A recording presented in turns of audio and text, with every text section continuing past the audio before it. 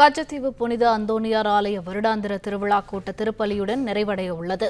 இதுகுறித்த கூடுதல் விவரங்களை எமது செய்தியாளர் பிரபுராவிடம் வழங்க கேட்கலாம். வணக்கம் பிரபுரா, இது குறித்த கூடுதல் விவரங்களை சொல்லலாம்.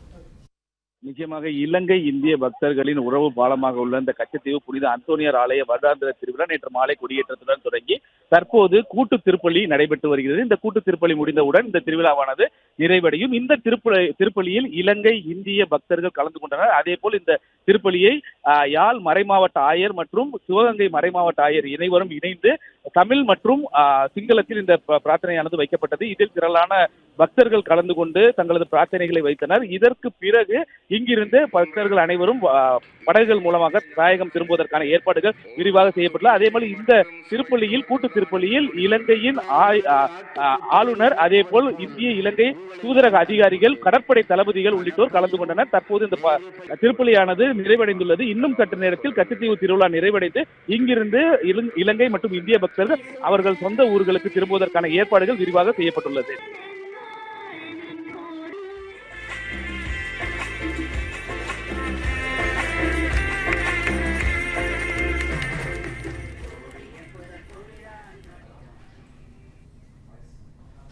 பிளே ஸ்டோர் மற்றும் ஆப் ஸ்டோரில் இருந்து பாலிமர் செயலியை QR கோடு மூலம் பதிவிறக்கம் செய்யுங்கள்.